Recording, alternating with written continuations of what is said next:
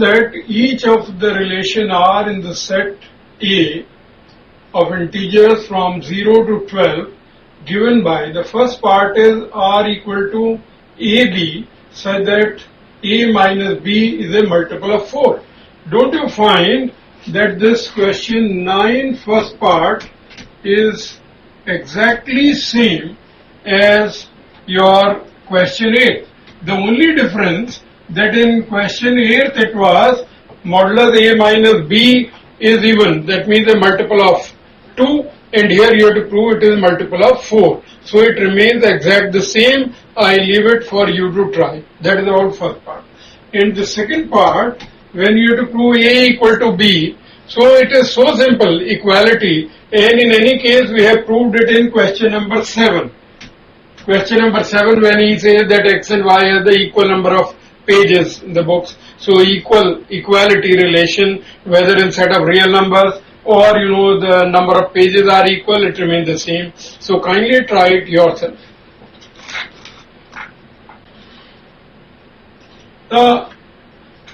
This question, it is something very good that you have to remember or work out certain examples in which a particular relation may be reflexive but not symmetric or transitive, or maybe he says it is symmetric but not neither reflexive nor transitive like in first part.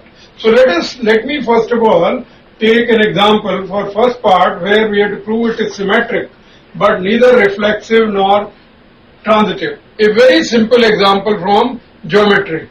Let R is a relation defined as L1, L2, where L1 and L2 are any two lines in a plane, in the same plane.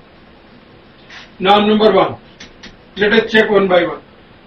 If the relation reflexive or not, what do you say?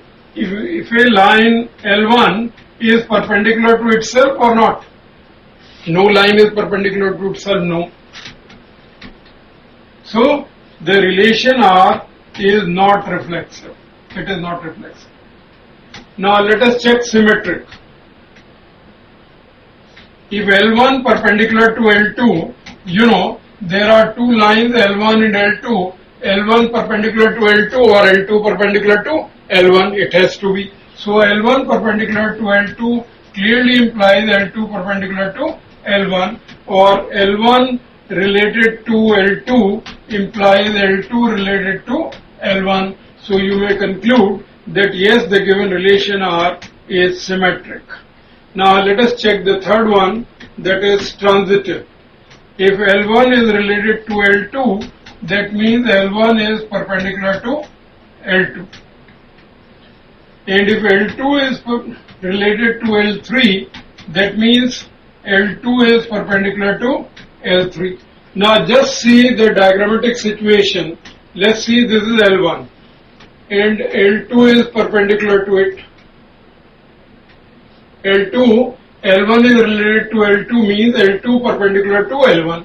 And now L2 related to L3 means L3 is perpendicular to L2. So what do you say about L1 and L3?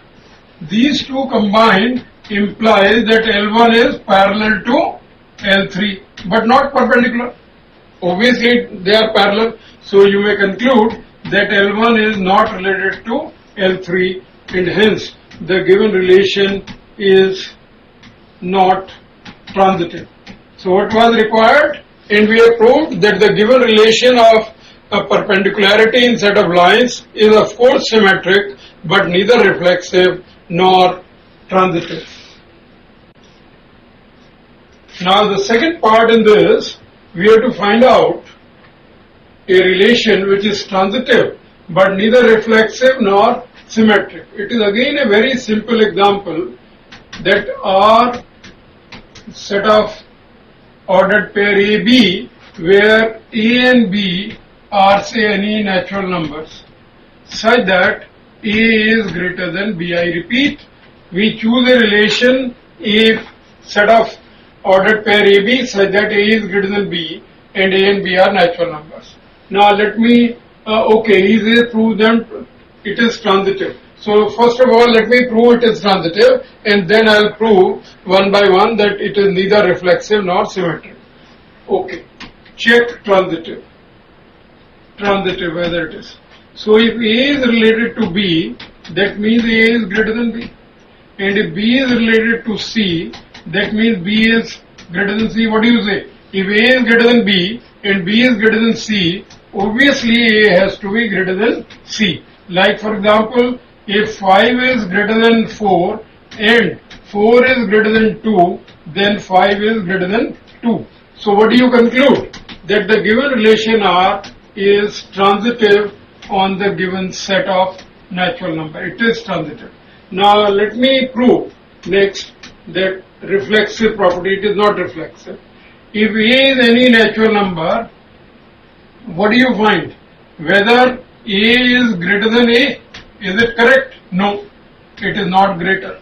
So that means A is not related to A for all A in the set of natural number, or the given relation R is not reflexive. Now let us check symmetric. Third, if A is related to B, that means A is greater than B. But does this imply? No, it does not imply B is greater than A. For example, 5 is greater than 3, but 3 is not greater than 5. So we can conclude that the given relation R is not symmetric. So what do you say? That we have chosen a relation R in set of natural numbers that A greater than B. It is of course transitive, but neither reflexive nor symmetric.